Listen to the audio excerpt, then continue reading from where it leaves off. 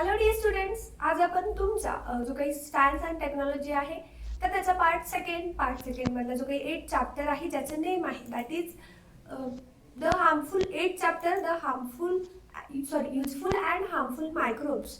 तर हा जो काही चॅप्टर आहे तर त्याचा सेकंड पार्ट आज आपण पाहणार आहोत. तर यापूर्वीच्या फर्स्ट पार्टमध्ये आपण युजफुल बॅक्टेरिया काय असतात, युजफुल मायक्रोब्स काय असतात हे थोडक्यात पाहिलं होतं आणि त्यामध्ये लॅक्टोबॅसिला या बॅक्टेरियाचे जे काही युजेस होते तेही आपण अगदी व्यवस्थितपणे पाहिले होते. त्यामध्ये बऱ्याचशा कॉन्सेप्ट होत्या त्याही आपण क्लिअर केल्या होत्या. त्यानंतरचा आता दुसरा महत्त्वाचा युजफुल असा मायक्रोब आहे ज्याचं नेम आहे रायझोबियम. आता यापूर्वी आपण रायझोबियम बद्दल बऱ्याचशा गोष्टी ऐकल्या होत्या. हा एक सिम्बायोटिक बॅक्टेरिया आहे. म्हणजे काय हेही आपण समजून घेऊया. तर त्याच्याशी रिलेटेड ज्या काही गोष्टी असतील तर त्या सर्व गोष्टी आपण आज समजून घेणार आहोत. Okay, let's start. आता बघा यामध्ये पण त्यापूर्वी जर तुम्ही डायरेक्टली हा सेकंड पार्ट पाहताय तर फर्स्ट पार्ट पहा अगोदर, म्हणजे तुम्हाला सर्व डाउट्स क्लिअर होतील and then you can see the second part. कारण बऱ्याच वेळेला तुम्ही डायरेक्टली सेकंड पार्ट पाहता आणि मग तुम्हाला काहीच समजत नाही. मग त्यावेळेला वाटतं मॅम मी सर्व लेक्चर्स पाहिलेले किंवा सर्व गोष्टी समजून घेण्याचा प्रयत्न केला बट मला काहीही लक्षात नाही आलं. असं होऊ नये. ठीक आहे, तर चला सुरुवात करूया. आता रायझोबियम आपण सुरुवातीला जो काही फर्स्ट पार्ट होता त्यामध्ये लॅक्टोबॅसिलाचं ऑब्झर्वेशन करण्यासाठी ते आपण पाहण्यासाठी काय केलं होतं, छोटासा एक्सपेरिमेंट केलेला. तर तसाच एक्सपेरिमेंट आपल्याला या ठिकाणी हे रायझोबियम बॅक्टेरिया पाहण्यासाठी सुद्धा करायचा आहे. तर सुरुवात करूया. पहिला पॉइंट लक्षात घ्या. Take a plantlet of fenugreek, groundnut और any other bean and sterile it with a 3 to 5% solution of hydrogen peroxide. आपल्याला काय करायचंय तर आपल्याला एक प्लांटलेट घ्यायचं, छोटंसं रोपटं घ्यायचंय. कशाचं पण? फेन्युग्रीक म्हणजे काय, मेथी आहे, ग्राउंडनट भुईमुगाच्या शेंगा आहेत किंवा अदर जे काही बीन आहे. बीन म्हणजे काय तर ज्याला आपण वटाणा वर्गीय शेंगा म्हणतो किंवा ज्या बिया बेदल असतात तर तशा पद्धतीचे जे काही वेगवेगळे प्लांट्स आहेत तर ते आपल्याला त्यांचं एखादं प्लांट घ्यायचं आहे आणि त्यांना स्टराईल करायचं with 3 to 5% solution of what, कशाचं सोल्युशन, हायड्रोजन परऑक्साईड. त्यानंतर पुढे लक्षात घ्या.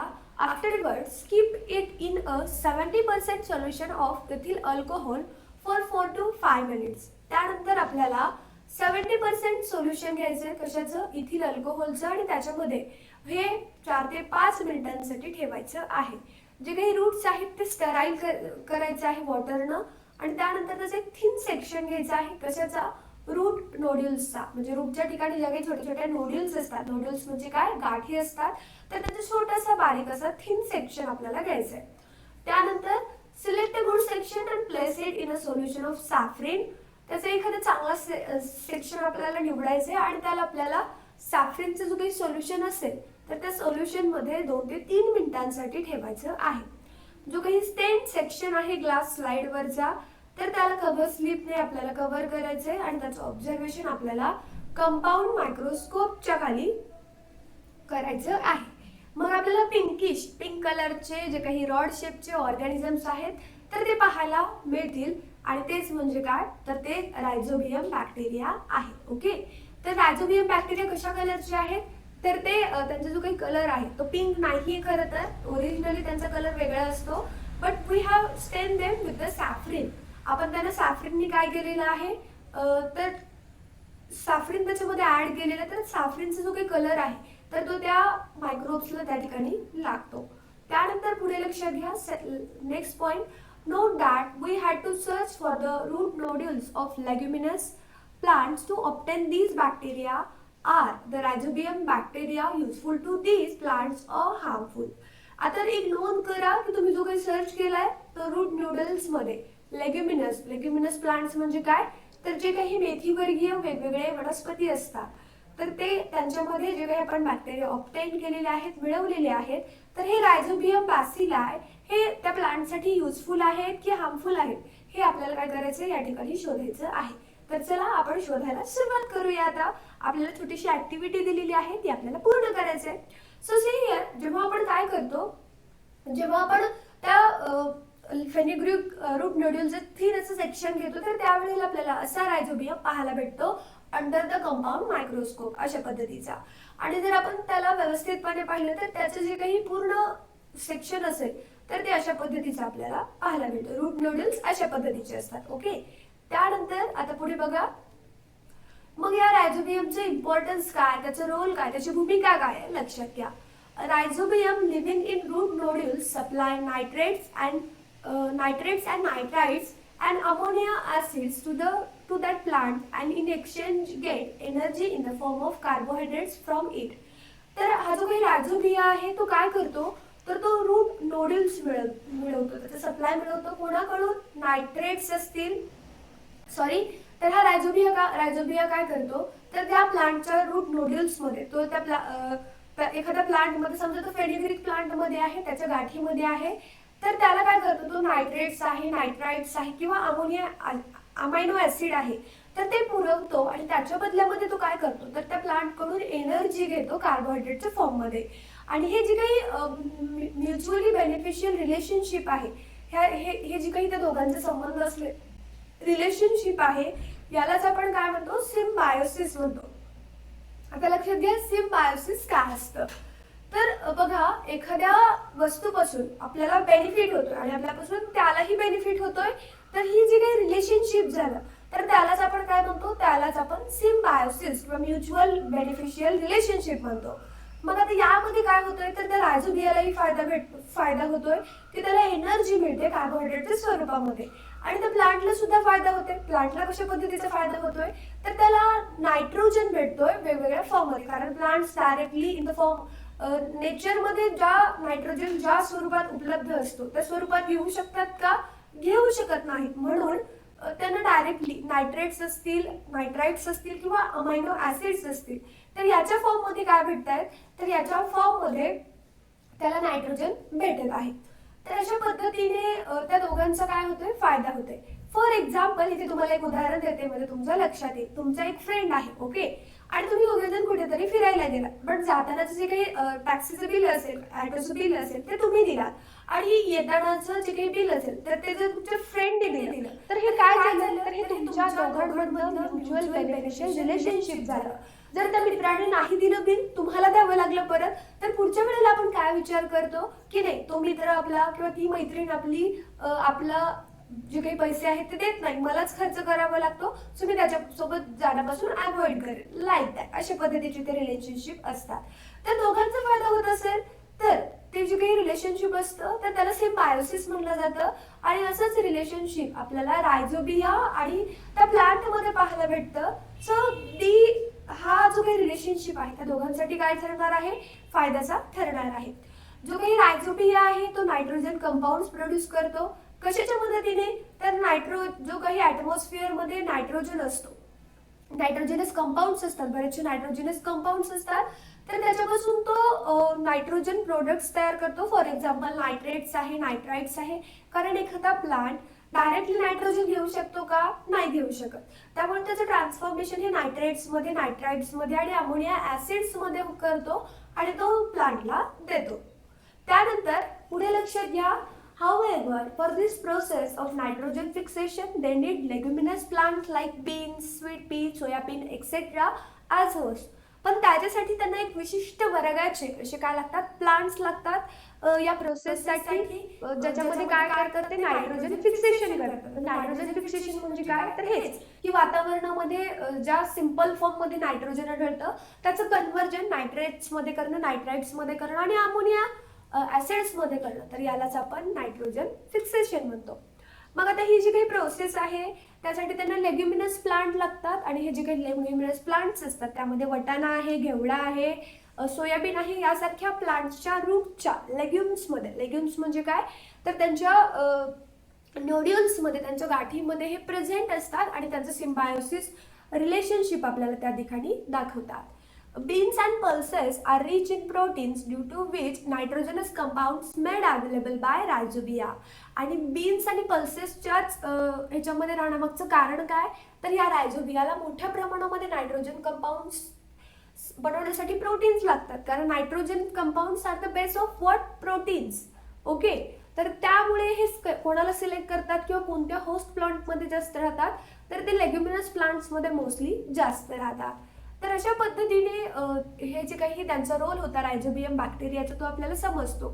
After harvesting a leguminous crop The leftover roots and other plant parts are deliberately dumped in farm soil to maintain its bacterial population. तर ज्या वेळेला जेव्हा ते लेग्युमिनस क्रॉप काय केलं जातं, घेतलं जातं, तर आपल्याकडे काय केलं जातं, ते क्रॉप मुळासकट उपसून टाकलं जातं नवीन क्रॉप घेण्यासाठी. बट ह्या लेग्युमिनस क्रॉपचं मात्र तसं नसतं. का नसतं? कारण आपल्या शेतकऱ्यांना सुद्धा ठाऊक असतं किंवा जे काही शेती करतात त्यांना माहिती असतं की या लेग्युमिनस क्रॉपचे जे काही रूट्स असतात त्याच्यामध्ये हे रायझोबिया बॅक्टेरिया असतात. त्यामुळे जे काही रूट्स आहेत तर ते मातीमध्ये परत काय केले जातात, डंप केले जातात, म्हणजे पुरले जातात. कशासाठी? तर त्यांचे जे काही बॅक्टेरियल पॉप्युलेशन आहे तर ते बॅक्टेरियल पॉप्युलेशन मेंटेन करण्यासाठी, त्यांची संख्या मेंटेन ठेवण्यासाठी. The use of rhizobium has helped to reduce the use of chemical fertilizers and thereby their adverse effect. आणि एवढंच नव्हे, फक्त हे नायट्रोजन फिक्सेशन करतात किंवा मग एखाद्या प्लांटमध्ये सिम्बायोसिस रिलेशनशिप दाखवतात का? नाही. तर या व्यतिरिक्त त्यांचा आणखी एक रोल आहे, तो म्हणजे काय? तर हे काय करतात, तर केमिकल फर्टिलायझर्सचा जो काही यूज आहे ते रेड्यूस करण्यासाठी, ते कमी करण्यासाठी हेल्प करतात आणि त्याचे ॲडवर्स परिणाम, त्याचे वाईट परिणाम वातावरणामध्ये होऊ नये यासाठी सुद्धा ते प्रयत्न करतात. It has also help to reduce expenses on fertilisers and thus works to the benefit of farmers. तर त्याच पद्धतीनं जे काही एक्सपेन्सेस असतो, म्हणजे काय खर्च असतो, कशाचा? फर्टिलायझर्सचा, म्हणजे खतांचा जो काही खर्च असतो तर ते वाचवण्यासाठी, कमी करण्यासाठी हे रायझोबियम बॅक्टेरिया मदत करतात आणि हे शेतकऱ्यांसाठी बेनिफिशियल असतं, हे फायद्याचं ठरतं. खर्च कमी झाला, उत्पादन जास्त मिळालं, मग त्यांचा ऑफकोर्स म्हणजे इकॉनॉमिकल जो काही बेनिफिट असेल त्यांच्यासाठी असणारच आहे. बट नॅचरल बेनिफिट सुद्धा या ठिकाणी होतोय. दॅट इज की जी काही सॉईल आहे तिची इनरिचमेंट वाढेल, तिचे न्यूट्रिशियस लेवल वाढेल. कारण आपण केमिकल फर्टिलायझर्स यूज करतोय का? करत नाहीये. कशामुळे? तर या रायझोबियम बॅक्टेरियाच्या प्रेझेंटमुळे. See here, we can see here. आता हे लेग्युमिनस प्लांटचे काय आहेत? नोड्यूल्स आहेत आणि याच्यामध्येच आपले हे रायझोबियम बॅक्टेरिया घर करून राहतात. ओके. तर अशा पद्धतीने त्यांचा जो काही रोल होता, त्यांचा जो काही नेचरमधला इम्पॉर्टन्स होता, हे आपण पाहिलं. सध्या बघा, सध्या एक ट्रेंड चालू आहे, सध्या नवीन रिसर्च झालेला आहे आणि रिसर्च हा रायझोबियल इनॉक्युलेशनच्या संदर्भात आहे. आता रायझोबियल इनॉक्युलेशन काय असतो? तर सध्या काय केलं जातं, जे काही सीड्स आहेत ते कोट केले जातात. कशाने? तर रायझोबियल सोल्युशननी कोट केले जातात किंवा पावडरनी कोट केले जातात. त्याला पेरणी करण्यापूर्वी जेव्हा पेरणी होते तर हे रायझोबिया काय करतात, तर त्या प्लांटलेटमध्ये एंटर करतात आणि यालाच आपण रायझोबियल इनॉक्युलेशन म्हणतो. आणि हा जो काही एक्सपेरिमेंट आहे याच्यामुळे काय होतं, तर जे काही सिरियल आहेत म्हणजे डाळीवर्गीय वनस्पती आहेत तर त्यांना नायट्रोजनचा सप्लाय भेटतो. त्याच पद्धतीने त्यांचे जे काही क्रॉप्स आहेत, लेग्युमिनस क्रॉप्स आहेत, तर यांच्यामधले सुद्धा नायट्रोजनची जी काही लेवल असेल ती सुद्धा काय होते, इन्क्रीज होते. त्यानंतर आता पुढे लक्षात घ्या, ईस्ट. आता सेकंडली, आता बघा आपण सुरुवातीला लॅक्टोबॅसिलस पाहिला, त्यानंतर आपण रायझोबियम पाहिला. आता तिसरा युजफुल आणि महत्त्वाचा बॅक्टेरिया आहे किंवा महत्त्वाचा जो मायक्रोब आहे दॅट इज ईस्ट. ईस्ट काय असतो, तर यापूर्वी सुद्धा आपण बऱ्याच वेळेला ईस्टचं जे काही नाव असेल ते ऐकलं असेल. बऱ्याचशा बेकरी प्रोडक्ट्समध्ये हा ईस्ट वापरला जातो. त्याचं कॉन्टेंट जे असतं, तर बघा बऱ्याचशा प्रोडक्टचे जे काही पॅकेट्स असतात त्याच्यावरती कॉन्टेंट लिहिलं जातं की याच्यामध्ये हे प्रोडक्ट्स वापरलेले आहेत, ते अशा पद्धतीचे आहे, एवढ्या ग्राममध्ये ते वापरलेले आहेत. इफ यू हॅव नोटिस्ड, जर तुम्ही ऑब्झर्वेशन केलं असेल, तुम्ही कधी लक्ष दिलं असेल, जे काही बेकरी प्रोडक्ट्स असतात तर त्याच्यामध्ये ईस्ट हा जो काही कॉन्टेंट आहे तो ऑब्व्हियसली म्हणजे आढळतोच आणि आढळतोच. तर हा ईस्ट काय आहे, तर त्यासाठी आपल्याला एक ॲक्टिव्हिटी करायची. सी हिअर, आपल्याला ड्राय ईस्ट आणायचे मार्केटमधून, तर त्याची पावडर सुद्धा भेटते ड्राय ईस्टची. तर आपल्याला 1 चमचा ईस्ट आणि 2 चमचे साखर एका बॉटलमध्ये ल्युकवॉर्म वॉटर करायचं. ल्युकवॉर्म वॉटर म्हणजे काय, थोडंसं कोमट पाणी करायचं आणि त्याच्यामध्ये मिक्सअप करायचं. आपल्याला एक कलरलेस ट्रान्सपरंट म्हणजे पारदर्शक बलून त्याच्या तोंडावरती लावायचं, कशाच्या, बॉटलच्या. आणि त्या बॉटलमध्ये हे सर्व काय असायला हवं, मिक्सचर असायला हवं. त्यानंतर लक्षात घ्या, what changes do you observe after 10 minutes. तर 10 मिनिट झाल्यानंतर तुमच्या काय काय चेंजेस लक्षात येतात. जे काही लाईम वॉटर असेल तर ते लाईम वॉटर तर त्या बॉटलमध्ये मिक्सअप करा, ॲक्युम्युलेट करा. तर त्यावेळेला त्या बलूनमध्ये काय चेंजेस होतात ते ऑब्झर्व करा. तुमच्या काय लक्षात आलं, तर लक्षात घ्या, आपल्या लक्षात आलं की आपल्याला त्या ठिकाणी त्या बॉटलमधला जो काही सोल्युशन आहे तर त्याचा एक ड्रॉप घ्यायचा आहे. कशावरती? ग्लास स्लाईडवरती. ग्लास स्लाईड काय असते हे आपण यापूर्वीही पाहिलेली आहे. त्याच्यावरती कवर स्लिप ठेवायची आणि त्याचं ऑब्झर्वेशन आपल्याला कंपाऊंड मायक्रोस्कोप खाली करायचं आहे. मग त्यानंतर काय होतं, हे जे काही सोल्युशन आहे ते बॉटलमध्ये काळजीपूर्वक ठेवायचं आहे आणि त्यावेळेला तुम्हाला कलरलेस ओव्हल आकाराचे ईस्ट त्या स्लाईडवरती पाहायला मिळाले का? तर हो, पाहायला मिळतात. कारण सिम्पली असतात आणि ईस्ट तर मग आपल्या दैनंदिन जीवनामध्ये आपल्याला पाहायलाच मिळतात. Some of those cells may have small round bodies attach to them. these are new daughter cells of yeast in the process of formation. काही बॉडीज आपल्याला स्मॉल आणि राउंडेड असतात आणि जे की त्या सेलला अटॅच असलेल्या आपल्याला पाहायला मिळतात. हे जे काही बॉडीज असतात तर त्या काय असतात, तर ते डॉटर सेल असतात फॉर्मेशन मधले. ही जी काही मेथड आहे असेक्शुअल रिप्रोडक्शनची, यालाच आपण काय म्हणतो, बर्डिंग म्हणतो. बर्डिंग म्हणजे काय, I will explain. For example, this is a cell. आता ही सेल आहे, यावरती एक छोटीशी अशी बड आली तर एक जे काही आउटग्रोथ असतो तर त्या आउटग्रोथला कधीही बायोलॉजिकल भाषेमध्ये जर आउटग्रोथ हा शब्द आला तर ती काय असते, बर्ड असते. मग ही जी काही बर्ड असते ती काय करते, तर या ओरिजिनल पॅरेंटल सेलपासून, आता ही पॅरेंटल सेल आहे तर तिच्यापासून तिला हवं तेवढं न्यूट्रिशन्स घेते, हवं तेवढं ज्या काही गोष्टी हव्यात तिला तर ती घेते, तिची ग्रोथ करते. पण टोटली या बर्डची जेव्हा ग्रोथ होते त्या ही बर्ड काय होते, डिटॅच होते या पॅरेंटल सेलपासून आणि ती तिचं जे काही वैयक्तिक वेगळं असं आयुष्य असेल ती जगते. तर हा जो काही रिप्रोडक्शन असतो यालाच आपण बर्डिंग म्हणतो. त्यानंतर पुढे लक्षात घ्या, yeast is a heterotrophic fungal microbe that grows on carbon compounds. yeast हा काय आहे, तर एक हेटेरोट्रॉपिक आहे. हेटेरोट्रॉपिक म्हणजे काय, तर असे प्लांट्स किंवा असे ॲनिमल्स, ऑर्गॅनिझम्स जे स्वतःचं अन्न स्वतः बनवत नाहीत, अन्नासाठी त्यांना इतरावरती अवलंबून राहावं लागतं, त्यांना आपण हेटेरोट्रॉपिक फंगल मायक्रोब्स म्हणतो. जे की काय होतात, ग्रो होतात. कशावरती, कार्बन कंपाऊंड्सवरती काय होतात, ते ग्रो होतात. त्यानंतर पुढे लक्षात घ्या, ईस्ट हा युनिसेल्युलर फंगस असतो आणि त्याचे जवळपास 1,500 इतके स्पीसीज आपल्याला पाहायला मिळतात. तो युकॅरियोटिक आहे. प्रोकॅरियोटिक आणि युकॅरियोटिक ठाऊक आहे तुम्हाला. प्रोकॅरियोटिक मध्ये काय असतं, तर जे काही सेल न्यूक्लियस असतो तर तो न्यूक्लियस वेल डेव्हलप नसतो, त्याच्यामध्ये वेल डेव्हलप असा मेम्ब्रेन नसतो. बट युकॅरियोटिक मध्ये काय असतो, तर वेल डेव्हलप असा न्यूक्लिअर मेम्ब्रेन असतो किंवा जो काही न्यूक्लिअर मटेरियल असेल तो वेल डेव्हलप असतो. त्यानंतर हा जो काही एक्सपेरिमेंट आहे तर यामध्ये जे काही ईस्ट आहेत ते ग्रो होतात क्विकली कार्बन कंपाऊंडच्या सोल्युशनमध्ये आणि ही जी काही प्रोसेस आहे ज्यामध्ये हे न्यूट्रिशन ऑब्टेन केलं जातं. ईस्ट सेल काय करतो, तर जे काही कार्बोहायड्रेट्स आहेत तर त्याचं कन्व्हर्जन हे अल्कोहोल आणि कार्बन डायऑक्साईडमध्ये करतो आणि यालाच आपण फर्मेंटेशन म्हणतो. तर ईस्टचे जे काही कॅरेक्टरिस्टिक्स होते हे आपण पाहिलेले. आता बघा त्याची फंगल सेल कशी असतात, त्याची पॅरेंटल सेल काय असतात, आता बर्ड काय असते, यू विल तुम्हाला या ठिकाणी आता व्यवस्थितपणे समजेल, लक्षात येईल. आता यामध्ये जे काही तुम्हाला छोटे छोटे असे जॉईंट असे सेल दिसत आहेत तर तेच काय आहे, त्यांची बडिंग ही प्रोसेस आहे आणि त्यामध्येच त्यांची काय होते, ग्रोथ होते. त्यानंतर नेक्स्ट लक्षात घ्या, आता आपल्याला ब्रेड कसा बनवला जातो हा प्रश्न विचारलाय. तर find out how to use the solution prepared in the above experiment to make bread. आपण जो काही आत्ताच एक्सपेरिमेंट केला ज्यामध्ये आपल्याला ईस्ट पाहायला मिळाले तर ते सोल्युशन वापरून कशा पद्धतीने ब्रेड बनवला जातो तर त्याची रेसिपी फॉलो करायची आणि आपल्याला ब्रेड बनवायचं आहे. तर आपल्याला एक रिझन सुद्धा नोट डाऊन करायचं आहे की त्याचा जो काही डफ असतो, डफ म्हणजे काय, तर त्याचं जे काही पीठ असतं तर ते मळलेलं पीठ का फुगतं किंवा ते तो जो काही ब्रेड आहे तो स्पॉन्जी का बनतो. उत्तर लक्षात घ्या, bread is usually made from wheat flour dough. तर जो काही ब्रेड आहे तो व्हीट फ्लोअर डफनी बनवला जातो. तर तो कल्चर केला जातो कशासोबत, ईस्ट सोबत आणि याला राईस होतं आणि तो फायनली ओव्हनमध्ये काय केला जातो, बेक केला जातो. The addition of yeast to the bread explains the air pockets commonly found in bread. तर ईस्टचं जे काही मिक्सचर आहे त्यामुळेच काय होतं, तर त्याचा जो काही ब्रेड आहे तो स्पॉन्जी बनतो आणि तो स्पॉन्जी बनून काय होतो, तर तो जो काही ब्रेड आहे तर तो डफ काय होतो, राईस होतो.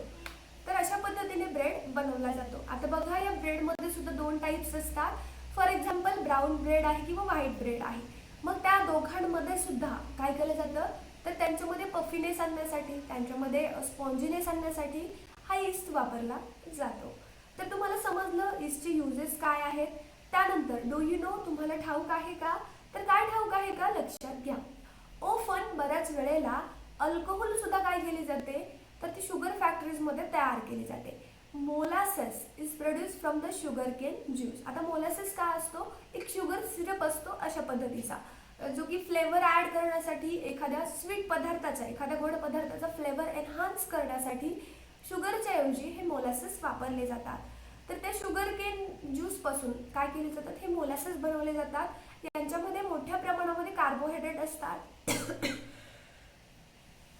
सॉरी. तर याच्यामध्ये लक्षात घ्या, हे जे काही मोलॅसेस असतात ते फर्मेंटेड केले जातात एका ईस्टच्या मदतीने, ज्याला आपण सॅक्रोमायसिस म्हणतो. तर सॅक्रोमायसिस अशा पद्धतीचे असतात. तर हे सॅक्रोमायसिस आहेत. या प्रोसेसमध्ये इथेनॉल म्हणजे काय, अल्कोहोल प्रोड्यूस केला जातो as a primary product. Easter हाही ॲज अ प्रायमरी प्रोडक्ट तयार केला जातो आणि other alcohols as a secondary product तयार केले जातात. स्पिरिट हा अदर अल्कोहोल आहे, जो की या इथेनॉलपासून आपण ऑब्टेन करतो. स्पिरिट काय असतो, तर केरोसिन सारखा एक प्रकार आहे. तर आपल्या लॅबोरेटरीमध्ये जे काही एक्सपेरिमेंट आहे ते करण्यासाठी हा स्पिरिट वापरला जातो. पण त्या स्पिरिटचा एक दुरुपयोग असा आहे की त्या स्पिरिट हा काय असतो, हा व्होलाटाईल असतो. आपण जर त्याला हवेला एक्सपोज केलेलं असेल, आपण जर त्याला हवेमध्ये उघडं ठेवलेलं असेल, तर तो काय होतो, तर त्याचं बाष्पीभवन होतं, इव्हॅपोरेशन होतं आणि तो सहज हवेमध्ये उडून जातो. त्यानंतर नेक्स्ट लक्षात घ्या, ethanol is also smokeless and high quality fuel. तर इथेनॉल हा सुद्धा काय आहे, फ्यूल आहे. तो स्मोकलेस आहे, तो कसल्याही प्रकारचं धूर करत नाही, याचा अर्थ तो एअर पोल्युशन करत नाही आणि तो हाय क्वालिटीचं फ्यूल आहे. बिसाइड्स या व्यतिरिक्त जे काही मोलासेस आहेत, मैजे आहेत किंवा बार्ली आहेत आणि अदर ग्रेन्स आहेत, तर ते यूज केले जातात कुठे, इंडस्ट्रियल प्रोडक्शन ऑफ इथेनॉलमध्ये. त्यानंतर जो काही ग्लुकोज असेल, फ्रुक्टोज असेल किंवा अदर शुगर आहे त्या ग्रेप ज्यूसमधले, तर ते फर्मेंट केले जातात with the help of yeast to produce the alcohol which is use making wines. तर ग्लुकोज, फ्रुक्टोज, शुगर आहेत ग्रेप ज्यूसमध्ये, तर ते फर्मेंट केले जातात कशाच्या मदतीने, ईस्टचं प्रोड्यूस करण्यासाठी अल्कोहोलपासून. तर कशापासून, तर मेकिंग वाईन्स. वाईन्स म्हणजे काय, तर दारू बनवण्यासाठी किंवा बाकीच्या गोष्टींमध्ये ते वापरले जातात. तर तुम्हाला ईस्टचं फक्त ब्रेड बनवण्याव्यतिरिक्त जे काही अदर युजेस आहेत तेही समजले असतील. त्यानंतर आता पुढे लक्षात घ्या. ओके, या ठिकाणी आपल्याला यूज व ब्रेन पॉवर या संदर्भामध्ये काही प्रश्न विचारण्यात आलेले आहेत, ते लक्षात घ्या. रिसेंटली म्हणजे नुकतंच काय झालं, तर it has been made compulsory in India and some other countries to mix 10% ethanol with fuels like petrol and diesel. What is the reason for it. तर नुकतंच काय करण्यात आलं, तर नुकतंच भारतामध्ये किंवा इतर देशांमध्ये पेट्रोल आणि डिझेलमध्ये 10% इथेनॉल मिक्स करण्यासाठी सांगण्यात आलेलं आहे. असे निर्बंध किंवा असे आदेश गव्हर्नमेंटकडून काढण्यात आलेले आहेत. तर यात मागचं रिझन काय आहे, तर उत्तर लक्षात घ्या की शेतकऱ्यांना सपोर्ट मिळतो, कारण त्यांच्यापासून आपण शुगर केन घेणार, तर शुगर केनच्या मदतीनेच काय होतं, तर हा इथेनॉल बनतो. त्यानंतर इम्पॉर्टंट सबस्टिट्यूशन आहे, कारण पेट्रोल, डिझेल हे काय आहेत, तर क्रूड ऑइल आहेत आणि ते आपल्याला कुठे भेटतात, तर ते आपल्याला पृथ्वीच्या भूगर्भामध्ये भेटतात आणि हे काय आहेत, अपारंपरिक ऊर्जा स्रोत आहे. म्हणजे ते कधी ना कधी त्यांचा साठा संपणार आहे. ड्राईव्ह इक्वॅलिटी आहे, म्हणजे आपल्याला प्रदूषण होत नाही. त्यानंतर चीप फ्यूल आहे, स्वस्त भेटतं. त्यामुळे इथेनॉल हा काय केला जातो, ॲज अ ऑप्शन म्हणून त्याच्याकडे आता सध्या पाहिलं जातं. त्यानंतर सेकंडली लक्षात घ्या, why are wineries located near Nashik in Maharashtra. ज्या काही वायनरीज आहेत तर त्या महाराष्ट्राच्या नाशिकमध्ये का लोकेटेड आहेत. आणि तिसरा मुद्दा, जी काही चपाती आहे तीही गव्हापासून बनलेली असते, पण ती फक्त फुगते. पण आपण जर ब्रेडचा विचार केला तर तो अगदी पफी असतो, स्पॉन्जी असतो, मऊ असतो आणि डायजेस्ट व्हायला सुद्धा इझी असतं. तर असं का होतं, तर या दोन्ही प्रश्नांची उत्तर आपण आता लक्षात घेणार आहोत. See here. तर पहिल्यांदा लक्षात घ्या की नाशिकमध्ये वायनरीज का ग्रो झाला. कारण काय, तर त्याच्यामध्ये जे काही द्राक्ष आहेत तर त्यांना ग्रो करण्यासाठी फेअरेबल क्लायमेट आहे आणि त्या ठिकाणी फर्मेंटेशन प्रोसेस करण्यासाठी, वाईन स्टोरेजसाठी किंवा मग जे काही ओक बॅरल फॅसिलिटी आहे ती सुद्धा त्या ठिकाणी उपलब्ध आहे आणि म्हणूनच नाशिकमध्ये मोठ्या प्रमाणामध्ये वाईन वायनरीज काय झालेल्या डेव्हलप झालेल्या. त्यानंतर तिसऱ्या लक्षात घ्या, bread become spongy because in factory wheat's flour is treated with yeast and these yeast cells will grow up in bread and they start multiplying each other and thus produces ethyl alcohol from carbon dioxide and make a dough rise. तर bread काय होतो, तो spongy बनतो. का बनतो? कारण जो काही फॅक्टरी व्हीट्स फ्लोअर आहे तो ईस्टने ट्रीट केला जातो. चपातीमध्ये आपण ईस्ट वापरतो का? वापरत नाही. त्यामुळे तो स्पॉन्जी किंवा पफी बनत नाही, तर ती फक्त काय होते, स्वेल होते, फुगते.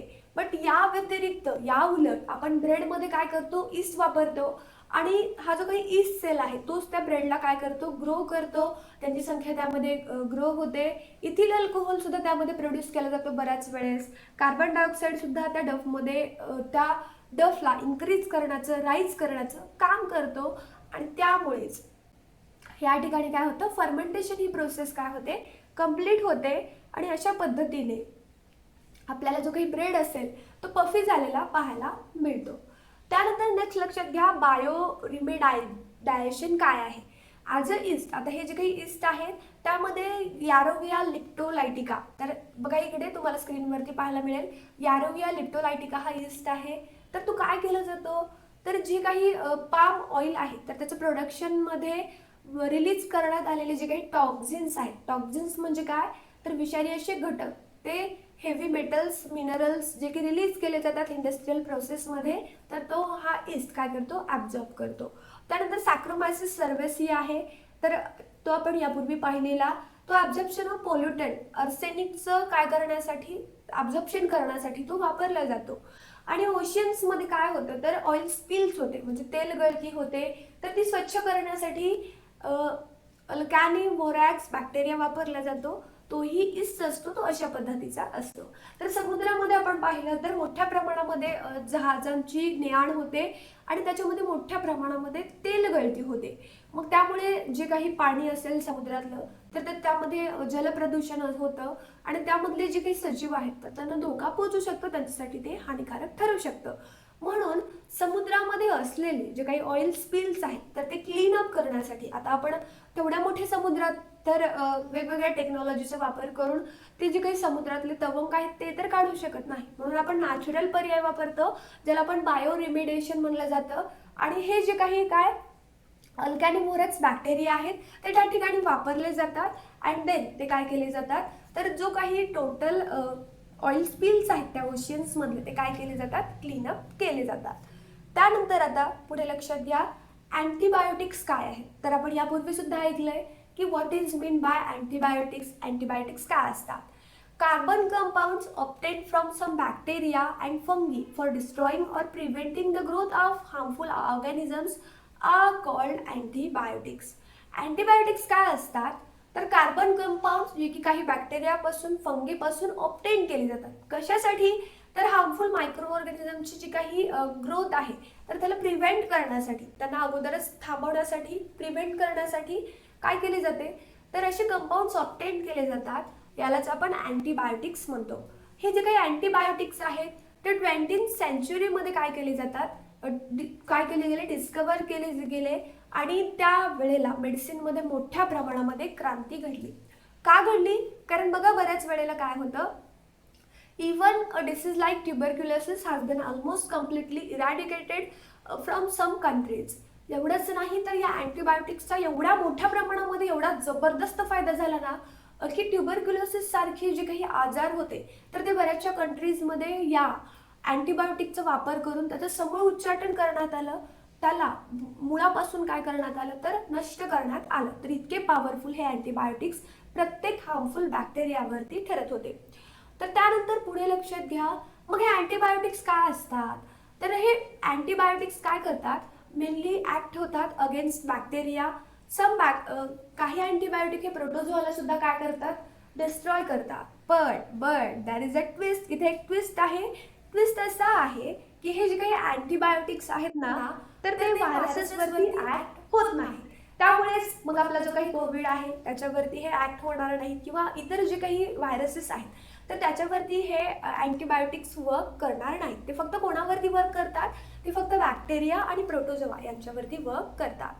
नेक्स्ट पॉईंट लक्षात घ्या, Some antibiotics are useful against a wide variety of bacteria. They are called broad spectrum antibiotics.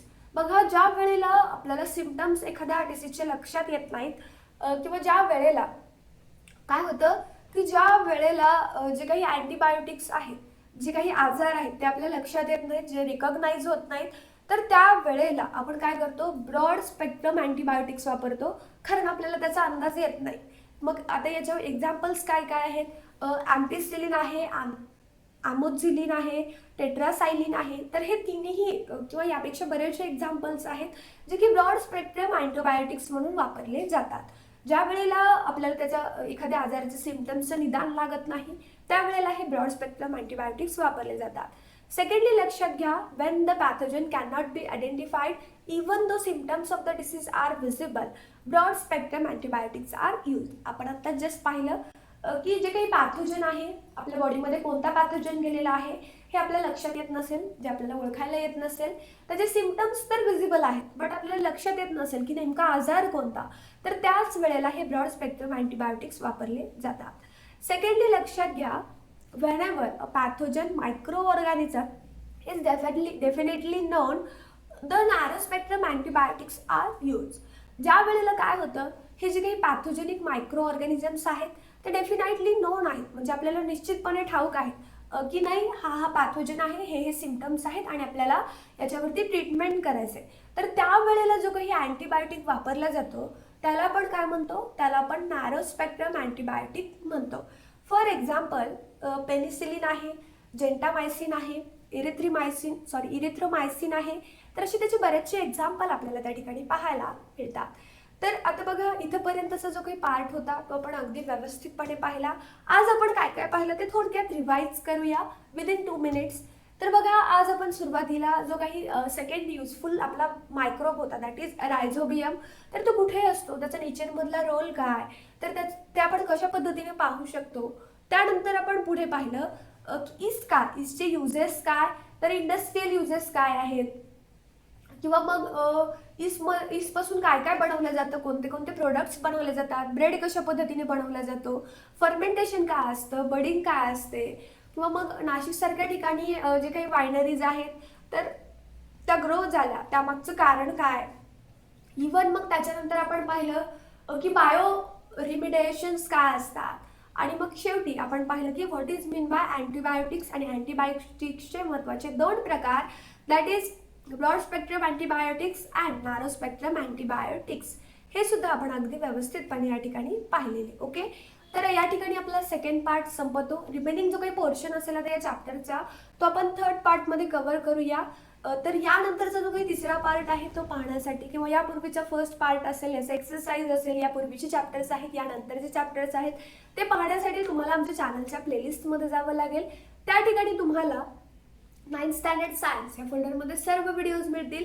तर ते व्यवस्थितपणे पहा. त्यामध्ये काही डाऊट असेल तर कमेंट करा, किंवा मग आपलं ऑफिशियल नंबर तुमच्याकडे आहेच, त्या ठिकाणी तुम्ही स्टडी रिलेटेड जे काही डाऊट्स असतील ते विचारू शकता. त्याच पद्धतीने आपल्या जे काही वेगवेगळ्या व्हिडिओच्या संदर्भातल्या किंवा लाईव्ह लेक्चरच्या संदर्भातल्या नोटिफिकेशन्स आहेत तर ते मिळवण्यासाठी तुम्ही आपलं टेलिग्राम चॅनल जॉईन करू शकता. त्याची लिंक तुम्हाला या व्हिडिओच्या डिस्क्रिप्शन बॉक्समध्ये मिळेल. इवन अदर जे काही सोशल मीडिया अकाउंट्स आहेत तर त्याच्या लिंक तुम्हाला या ठिकाणी मिळतील, या व्हिडिओच्या डिस्क्रिप्शन बॉक्समध्ये मिळतील. ओके, तर त्या ठिकाणी जॉईन व्हा, छान पद्धतीने अभ्यास करा. लवकरच भेटू आपण पुढच्या भागामध्ये. तोपर्यंत keep studying. Take care. Bye guys. See you later in next session.